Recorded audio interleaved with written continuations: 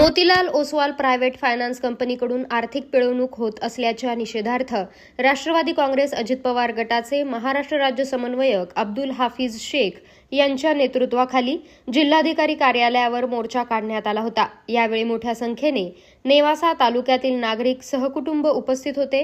नेवासा तालुक्यातील private finance कंपनीकडून कर्जदाराकडून अवाच्या सव्वा स्वरूपात रक्कम वसुली केली जाते।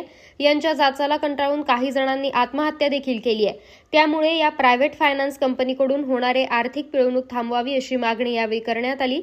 यावेळी इम्तियाज शेख, दत्तात्रय मोरे, संजय मोरे, वसंत वेताळ, विशाल सोनवणे, कचरू पठाडे, पूनम आव्हाड, इंद्रायणी चव्हाण, सुनीता सोनवणे, नाजनीन तांबोळी आदी उपस्थित होते।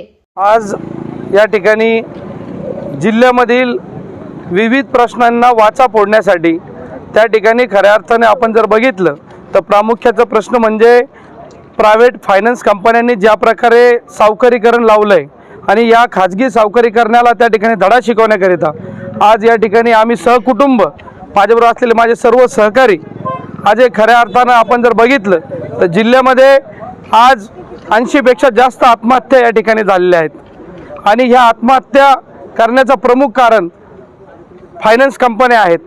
ज्या प्रकारे ते सुरुवातीला खोटं नाटं बोलून किंवा त्या ठिकाणी फसवणूक कशी केली जाते ही त्याची ज्यावेळेस मी बोललो जे आमचे वडीलधारे लोक आहेत तर ह्या सगळ्या लोकांनी ज्यावेळेस माझ्याकडे हा प्रश्न ठेवला होता तर ह्या प्रश्नासाठी आपण दोन्ही बाजू बघितल्या पाहिजे, खरं काय खोटं काय, म्हणून त्यासाठी सगळ्यात प्रथम आम्ही याच्यातला शोध घेण्याचं काम केलं आणि खरा शोध असा आहे की कोरोनाच्या काळामध्ये आणि त्यानंतर रिझर्व्ह बँक ऑफ इंडिया जसं की रिझर्व्ह बँक ऑफ इंडियाने व्याजाच्या दरामध्ये त्या ठिकाणी होणारं जे त्यांच्या सायकलनुसार जे व्याज वाढतं तर ते व्याज वाढवल्यानंतर एक तर तुम्ही एखाद्या 10 लाख रुपये जर त्या ठिकाणी रक्कम 10,000 रुपये तर दोन गोष्टी असतात। जर ज्यावेळेस हे क्लॉजेस चेंज होतात तर बाय डिफॉल्ट ती अमाऊंट लोनची एक तर आपल्याला वाढीव भरावं लागते दर हप्त्याला किंवा त्याच्या बदल्यात आपण एक्सटेन्शन घेऊ शकतो, मुदत वाढ घेऊ शकतो कर्जाची।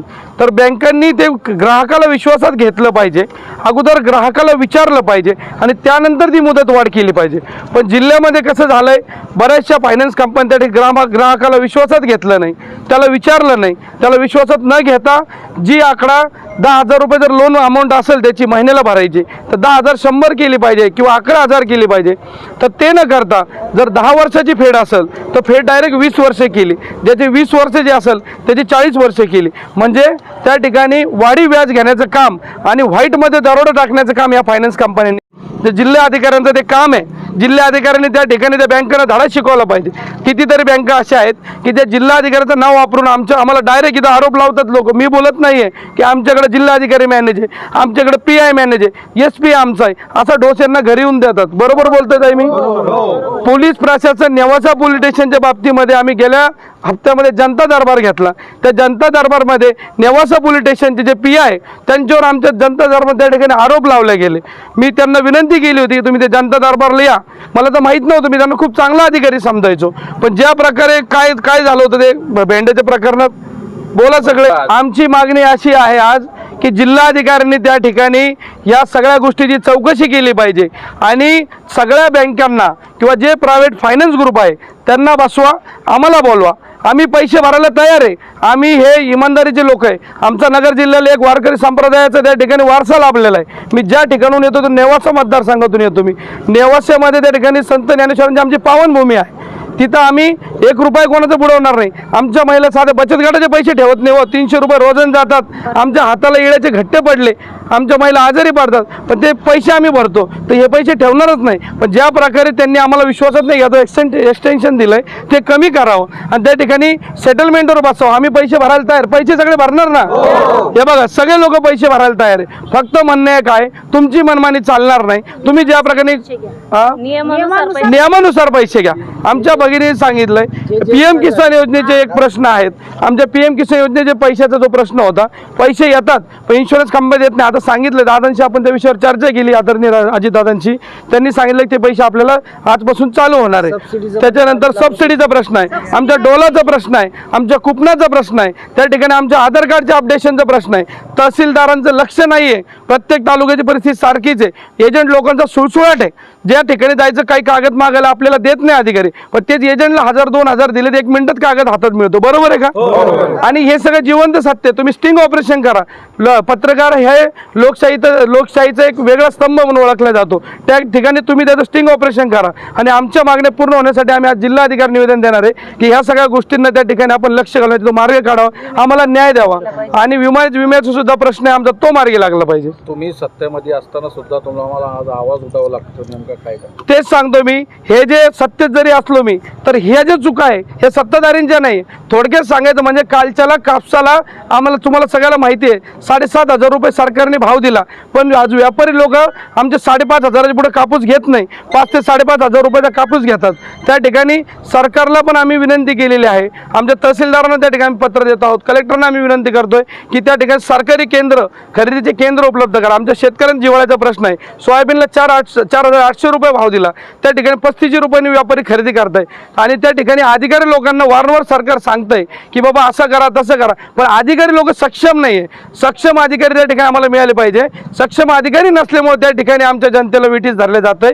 आणि जो फायनान्स कंपनीचा विषय आहे, जर जिल्हाधिकाऱ्यांनी पत्र काढलं त्या ठिकाणी आमच्या जप्तीसाठी, आमच्या घराच्या जप्तीसाठी, तर त्यांनी त्याची चौकशी केली पाहिजे की या माणसाने अगोदर पैसे किती भरले आणि कुठल्या रूलनुसार. त्या ठिकाणी तुम्हाला सांगतो साहेब, वक्फ बोर्डच्या जमिनीवर त्यांनी लोन दिलेलं आहे, आमच्या घरकुलावर लोन दिलं आहे. कोणत्या बेसवर दिलं हे अधिकार नाही का जिल्हाधिकाऱ्यांना? जिल्हाधिकाऱ्यांनी त्याची चौकशी करावं. त्याच्या मागणीचं आम्ही आज पत्र देणार आहे. त्याची चौकशी झाली पाहिजे. यांनी लोन कोणत्या आधारे दिले, जमीन एक दाखवली जाते, लोन दुसऱ्या जागेत दिलं जातं. हा काय प्रकार चाललाय? म्हणजे हा सगळा सावळा गोंधळ आहे. आणि या गोंधळाला त्या ठिकाणी उत्तर देण्याकरता आज आम्ही या ठिकाणी आलो आहोत. आज अहमदनगर या ठिकाणी आम्ही अब्दुल भाई यांच्या नेतृत्वाखाली हा जो फायनान्स कंपनीच्या विरुद्ध लढा दिलेला आहे, यापूर्वी आम्हाला त्या ठिकाणी कुठंच न्याय भेटला नाही. तर आम्ही आमच्या बेसवरती मग आम्हाला त्या ठिकाणी अटक होईल, गुन्हा दाखल होईल. त्या ठिकाणी आम्ही आमच्या जीवाची पर्वा न करता बऱ्याच लोकांना बेघर करण्यापासून वाचवलं आहे. पण आज अब्दुल भाईसारखाच आम्हाला खंबीर नेतृत्व त्या ठिकाणी भेटलं आहे. आता यापुढे जिल्हाधिकाऱ्यालयाने प्रत्यक्ष गोष्टीची शहानिशा करावी. त्यामध्ये पिरामल फायनान्स आहे, मुत्रलॉसवाल फायनान्स आहे, या कंपनीने बरेचसे असे घोटाळे केले आहेत. आज आमच्याकडं त्या कंपन्याचे प्रत्येक लेखाजोखे आहेत. आम्ही खोटं बोलत नाही आहेत. या कलेक्टर ऑफिसला आम्ही 10 वेळा कमीत कमी आमचे एका माणसाचे कमीत कमी 10 अर्ज आहेत. हे आदरणीय पत्रकार साहेब यांच्याकडे पण आमचे बरेच बाईट दिलेले आहे. याच्या अगोदर आम्ही 300 लोक घेऊन आम्ही जे आंदोलन केले त्याचासुद्धा व्हिडिओ आहे. आज त्याच्यावर कुठलीही कारवाई होत नाही. त्या ठिकाणी जप्ती घ्यायला कमीत कमी आता आम्ही या शासनाला किंवा या प्रशासनाला आजपासून 10 दिवसाचा अल्टिमेटम देतो आहे अब्दुल भाई यांच्या नेतृत्वाखाली.